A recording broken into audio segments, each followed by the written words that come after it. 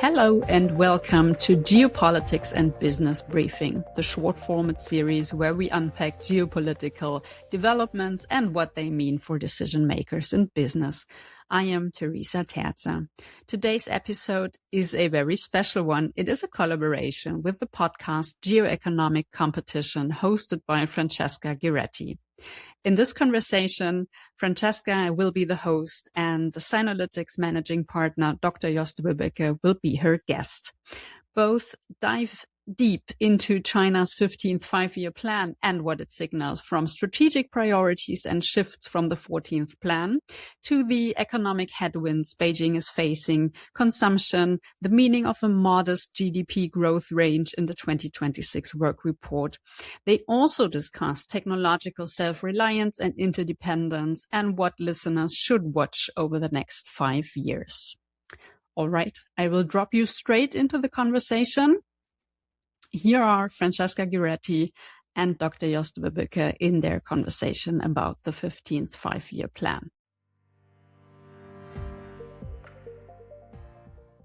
In today's episode, we're going to break down what's actually in the 15th five-year plan, what does it mean for China, and why the rest of the world is paying close attention.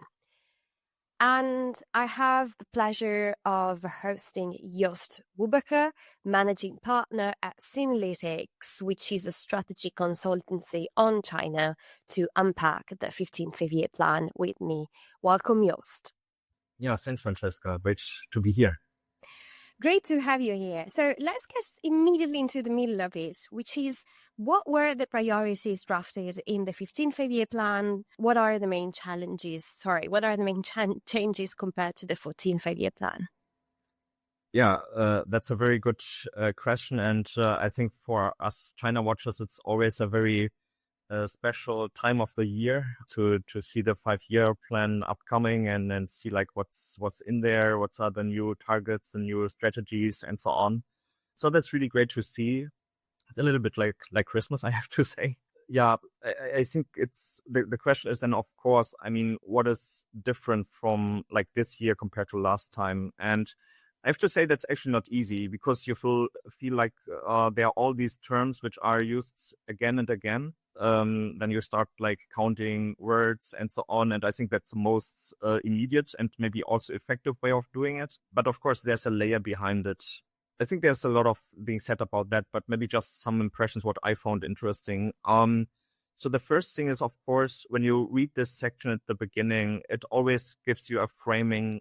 What does the 5-year plan address? What is the key challenges it addresses? And if you read the sections, there's a much more emphasis and focus on, geopolitics and the world being in disorder. It uses very strong words in this section. Yeah, also talking about international conflict, about protectionism, about economic slowdown. So I think it really sees that the global world order is in a way in disorder, and many certainties that have been effective in the past aren't effective anymore. And I think if you read that, I mean, in the 14th five-year plan, that was also, you had also terms like geopolitics, you had terms like changes unseen in 100 years. I think that's a very well-known topic. But in my view, how it was framed in the 14th five-year plan, it was still had a certain positive connotation even, because China can also be the change that is unseen in 100 years. So it's about technological revolution and stuff. So this is different in the sense that we have a more focus on geopolitics, which is not surprising in a way, of course. Then the second question for me is always, how do you read a 5-year plan? And to be honest, for me, it is not a document where you find new things. Normally, you wouldn't see any new concepts. Many of what we read in here has been around for years or even decades. So I think what's interesting is more how are these concepts redefined and how are they prioritized? And I think there you definitely get a certain sense of what's going on. The other thing that I think is important to understand for the 5-year plan, it's a snapshot. Yeah. So planning activity doesn't stop after the 5-year plan. It's ongoing. So what we will really have to see is how is it going to be implemented? Yeah, so what will be floor plans at a more granular level? So I think that will be interesting to see. And I have to say the most interesting time of the year actually starts now, when we see like how it's filled with life. And maybe just one final remark on what is different. And I think that is clearly the response to this world in disorder. So that is the topic of resilience. And very unsurprising, of course, but many concepts that have been used in the past are now used in a different way. And this is first and foremost self-sufficiency and self-strength, which was, I mean, you had this concept even in the early 2000s already. Yeah. However, and that started with the previous 5-year plan already and is now even stronger. It is now more and more framed from a national security perspective. And that is so strong in this plan that you would say like, okay, innovation for the sake of economic development is secondary now. And I think that would be the big change, that this concept of self-sufficiency is so strongly now associated with national security. There was once a concept in China actually called innovation-driven development. It was a very strong term. If you look now in the plan, I think it's only mentioned once or twice, so it's not really so strong. And I think that really shows how important it is for China to go through these have like technological breakthroughs and bottlenecks and really break this dependency on Western supply chains. So there are many more interesting changes, but maybe just that on the top of my mind. Yeah.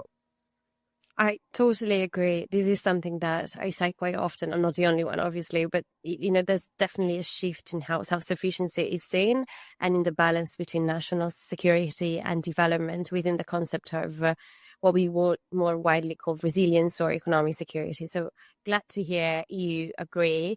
And I also agree, it is a little bit like Christmas when the 5-year plan comes out. It's something that then we keep referring to and unpacking for the 5 subsequent years. So it's definitely quite interesting for us. But so maybe, we talked about the geopolitical instability, but China's economy itself has been going through a rough patch. I mean, arguably the global economy, really. And there's been a property crisis. Young people are struggling to find jobs. China's had deflation. So does this new plan have a convincing answer to those problems? No, it doesn't. Maybe just as a short answer. But I also don't think we can expect that to provide these solutions at once, because we have to be aware these are issues that have been around for like 3 or 4 years, or maybe even structurally even for a longer time. And it's also not the case that now, starting with the 5-year plan, we have like totally new instruments and they're like starting new policies and so on. So I think we have to be aware there has already been done a lot to solve this crisis. I mean, if we look into the real estate sector, into the property sector, I mean, there have been measures like 2 or 3 years ago, which actually were targeting, easier purchase of new flats or reselling existing flats and so on. So when it comes to the strings attached to taking loans for private people and so on. So there has been a lot of relaxation, and still we are facing this difficulty in the real estate sector. So these are structural issues which are not really solved so easily. Same for unemployment. I think the plan also talks a lot about new employment opportunities in the digital service sector. So that's obviously like some ideas to say like, okay, we have more people working on AI, on software and so on. However, I think everyone is clear that this cannot really compensate for the losses that we also see in more traditional sectors, also given that many people maybe not so easily transition from one sector to the other. So I have to say here, the 5-year plan isn't really offering a solution, I have to say. Yeah. But again, that might be a bit unfair, but because, I mean, a 5-year plan is a very abstract policy. Yeah. So there are a lot of things that aren't written in there just because these are 160 pages and you have to plan like the entire Chinese economy. So what would you expect? So I think the interesting thing will be really to see how it's going to implement it. I think what's really weak in the plan and where I would have expected a little bit more, even like on an abstract planning level, is how to tackle deflation more generally. Yeah, because I think there's so many things around this that we need to talk about this, and deflation is definitely one of the root causes for many of the problems that we see here. And I think that the Chinese Consumer Price Index, it has been a little bit better in recent months, but I wouldn't say structurally it's still a problem. And I mean, we have this big discussion. China wants to avoid to go the same path as Japan in the 90s. I mean, that's a kind of evergreen in a way, but I think it's still true. And for transitioning into this new state of the economy of being a more developed economy, I mean, that's definitely one of the major challenges. And I mean, we having the anti-involution campaign, against overcapacities and so on. But we all know how difficult this is. So put in a nutshell, I think it's not sufficient. But we will see what's coming up in the next few months and years. You mentioned deflation as one of the areas where you'd expected to see more.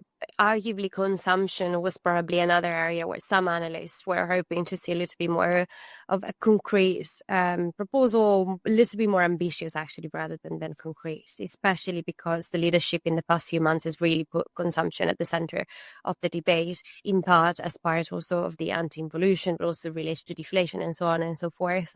So is there anything that you think is interesting within the 15th five-year plan in relation to consumption, or is at the end of the day quite underwhelming?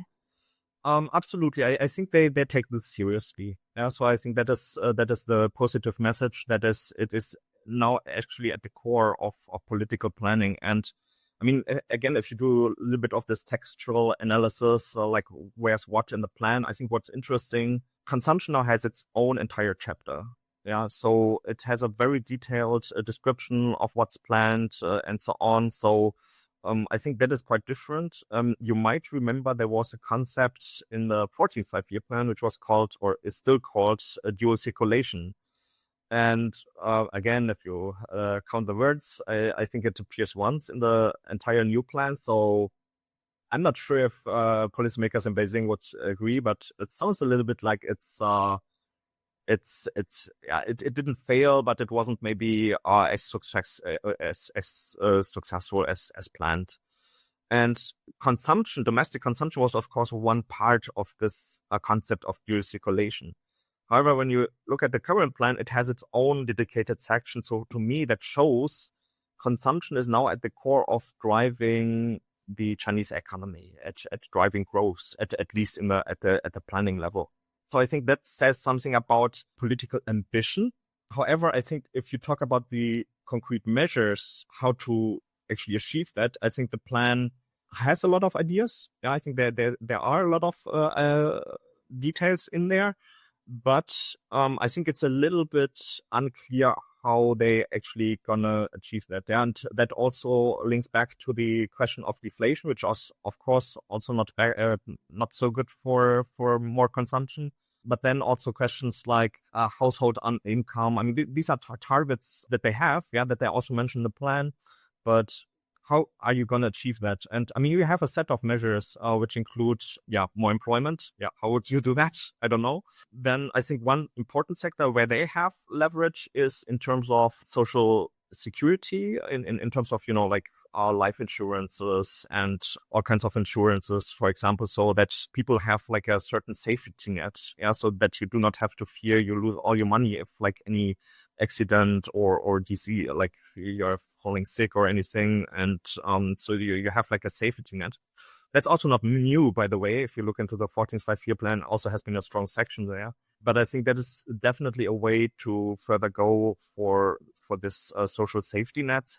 And then, I mean, you have a set of tools like better consumer protection, for example, and, on the institutional side and so on.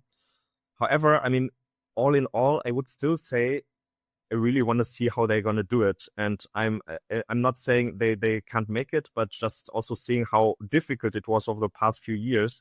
I think it will be quite a tough way to go. And yeah, for the next 5-year plan, we will probably know more if they have been successful.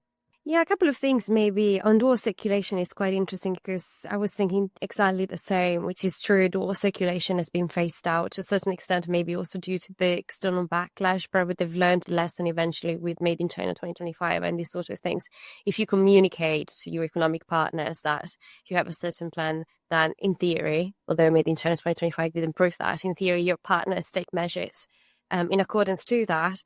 But also, if we see the movement towards creating a better single market within China and boosting consumption, they go kind of in that direction. And in terms of consumption, I'm also wondering whether, and here I connect to the next question, it is thought still as a supply-driven consumption. So basically boosting policies around supply so that eventually you upgrade your production. And in that regard, you get production better and your consumers, basically the household income increases thanks to that. And then people consume more. And in relation to that, I want to talk about the fact that China does want to become less dependent on the West, especially for technological production, and so on and so forth. And equally, the West wants to become less dependent on China as well for a number of items. So what does this plan tell us about how far along that process actually is in the eyes of China and what the direction is for the next 5 years? Yeah, that's a very important question. I mean, that links back to what I earlier said about self-sufficiency and self-strength. So it's quite clear that China now sees innovation as a way to reduce dependency and vulnerabilities. So that is quite clear. Again, this has also been part of the idea 5 years ago, but not as strongly. And that is why China focuses so much on bottlenecks and breakthroughs. So even if you find like in a technology where you aren't that strong, but if you feel like you have a strategic vulnerability there, you would still go for it. And there are, of course, also within China, people criticizing this and say like, okay, why wouldn't we also go for technologies where we are already strong and kind of stick a little bit to the idea of, how would you say, division of labor in the global economy? I mean, which was in a way the idea of an old global order, which is phasing out. So in a way, this idea is still present in China, but I think it's less and less. So the idea of creating breakthroughs in technologies, that's very strong, even if it means you are getting inefficient or you have to, even you wouldn't reach it, you would still try it. So I think this focus is very strong now. And I think what's also interesting, how China's view on innovation changed. So you have this very nice list, which I always like because you have it black on white, this list of, emerging strategic industries and for the, for the frontier technologies. And it's always nice to see like what's added, what's new, how has it changed, or what disappeared maybe. So it's interesting to see that. And so what do you have on the list this time? I mean, you have semiconductors, you have biomanufacturing, for example, you have like domestic airplanes, all not surprising in a way. And then you have AI, and AI is kind of everywhere. So I mean, we counted it.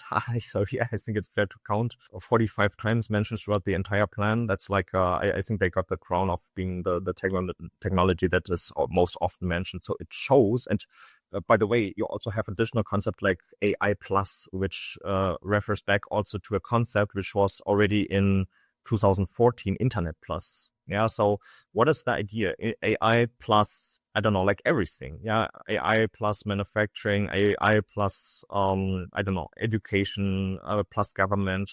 So it's now very much a backbone technology which should transform the entire economy. Yeah. So in the end, we will have a different economy, a totally different model in a way. So we have like an AI enhanced economic system. And I think that is not an entirely new idea, but I think it struck me quite how strong that is throughout the entire plan. Yeah. So I think that is really special. So AI everywhere. That doesn't mean other technologies aren't important. So as I said, semiconductors is a very important technology.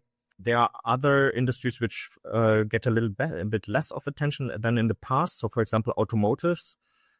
they are still labeled as a strategic industry. If you go through the text, they're not like, it's a bit complex document. There's like a table that lists these documents, but then you have also like the textual description, and in the textual description, cars are still mentioned, but not combustion engine. Yeah, so that is of course also different and not surprising. But when it comes to autonomous and connected vehicles, that is quite important. And then you have frontier technologies, and I think that is a very important and interesting part. So maybe just also to point out some of the technologies which are new. Fusion, yeah. So an area where China is rushing ahead in terms of getting the prototypes and commercializing. Then let me think, what else? Yeah, so another area where China, which is new, is embodied AI. And I think that is definitely an area where I would say we see also the change how China actually deals with innovation. So in the past, it was very much catching up. Yeah, but now with embodied AI, I mean, this is a concept which is coming out of China very much, where China is now leading the process. Yeah, so we will see technologies that we haven't seen like anywhere else that will first and foremost happen in China. And I'm not saying they are better in the technology by itself, but especially also in the commercialization. Yeah, to how to integrate that into your society, into your economy. And I think embodied AI, I mean, you all know, I mean, have seen this video about these dancing robots. I have to say personally, I find it a bit underwhelming because, I mean, they are obviously pre-programmed, and so that's not the most interesting part. I think the most interesting part is maybe the local ability of these robots to do or to have the micro-programming for these movements. Yeah, so how to make sure they are not falling down, because that is something that is happening locally also very much. So I think that is impressive, but I think we will see much more of this, and I think it will be way more impressive than it is now. And of course, embodied AI is beyond also going the robots. Yeah, it means you have AI in your pocket. And if you think of at the moment, if you want to use AI, you always need internet connection in terms of you use your model and so on. But what China is working a lot on is a localized AI chips. Yeah, so to have the computing power in the edge devices. And I think that is something where we will see much revolution, yeah, where we also see like these low energy or like energy efficient solutions. So yeah, I think these are some areas where I think there will be a lot of change. And again, I think there are two sides to this. For one, it's for China to become like a technology superpower, to be like on the top of the list in a way of the ranking. But then, yeah, it's of course also about becoming independent and self-sufficient. Right. And I'm glad you brought the example of the dancing robots. And that's because obviously I think for us as analysts, it's going to be ever more difficult to distinguish between what is performative in the sense of, oh, look, we have this amazing technology and it works so nicely, and what is the reality, both in terms of innovation and what has been called, technological diffusion or adoption throughout society. So China is really good, not just in this public show, but also when you have state visits, for example, to show how great their technology is. But then I guess it's our job to show what the reality on the ground is, and it's going to be increasingly complicated. I have the list of the technologies here. So I think it's quantum, biotech, hydrogen, nuclear fusion, which you've rightfully mentioned, embodied intelligence or embodied AI, however you want to frame it, 6G. And then obviously you have the whole conversation around new energy, which is obviously what you've also mentioned, new materials as well, and low altitude economy, which is, I think, a fancy way of talking about drones, right? So there's quite a lot, and it's quite interesting. But so there's definitely quite a lot, not just in terms of technologies, but as you said, in general, in the 15 5-year plan. And as China analysts, we will be looking at a lot of signs and a lot of different elements that are going to materialize or not materialize in the next 5 years. But if you were to recommend to our listeners what warning signs or elements they should watch for in the next 5 years, what would be your recommendation? Yeah, that's a very good question. What you watch out for? I mean, I can just tell like how I would normally do it. Maybe just as a recipe also for how to approach this. I think on a technical and methodological level, I think the most interesting will be to watch out for how does China now implement the 5-year plan. Yeah, because there are so many more sector level and local level 5-year plans. So you might be aware that Shanghai, Shenzhen, Beijing, and so on, Jiangsu, at provincial and city level also released their specific 5-year plans. So I think that's always a very good level to look at, because those are normally a little bit more precise in terms of implementation. And then, of course, what's also super interesting is these sector level plans. Yeah, because they are like you have it. I mean, you don't have it like for all these policies at once or all these areas, but sometimes you have it for, I don't know, machinery, semiconductors, automotive, health, and other areas. So I think that is definitely one area to look at. And overall, I mean, what would you watch out for? Or what are the decisive factors also for the 5-year plan, whether it will be successful or not? Of course, economy, will they be able to get the turnaround on consumption? It will be also about GDP targets, but I wouldn't say for me, it doesn't matter if they have like 5% or 4.5%. I think it's more about the actual quality of the economy. Will they get this running again? I mean, real estate. I mean, there's so many savings of average people in this part. So it will really decide on the further health of the Chinese economy. In terms of technology, and I think that's also got back to the point that you mentioned. I think there's a certain sensationalism about technology also in China that leads you sometimes to over-exaggerate China. And in the past, we have like underestimated it maybe a little bit. So I think to get a really fact-based and realistic picture of China's technological progress, that will be another issue. And maybe just one final word. I think the essential thing the essential question will be what kind of country will be China in 2030. And I think one term that is not, at least at the moment, I think not very much discussed is this concept of superpower or Qiangguo. Like that came up the first time in 2014 or 2015. And you see this term also now in the plan everywhere. And it's actually a term that says like China wants to be first in like everywhere, like first in manufacturing, first in quality, in traffic, aerospace, cyber. You can find it in so many different areas. So I think that will be the critical question. Will China be there in 2030? And I mean, if you look back, 2025 compared to 2020, I think you are definitely talking about China in a different way already. So the big question will be, will China be able to keep this trajectory, or, will there be any kind of major disruptions? And I think, let us be clear, at the moment, China's development over the past 40 years hasn't faced a disruption yet that it couldn't cope with. I mean, there have always been disruptions and difficulties, but there was never a disruption that really would challenge the technological and economic model. So I think that will be the big question. Will it be able to, in the 50th 5-year plan, actually, if such a disruption comes, will it be able to cope with it again or not?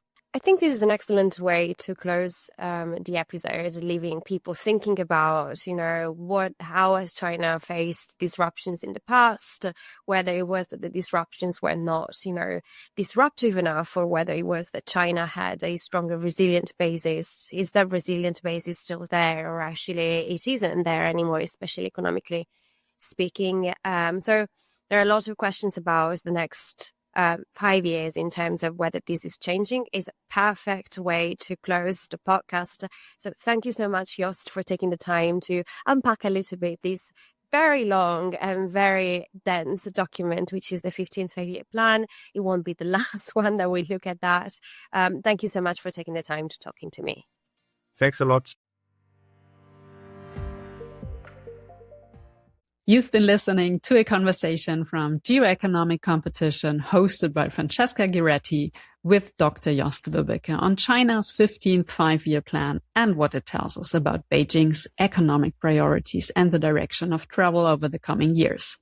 If you have any questions or would like to continue the conversation, feel free to get in touch. It's podcast@geo-lytics.com. Thank you for listening and see you next time.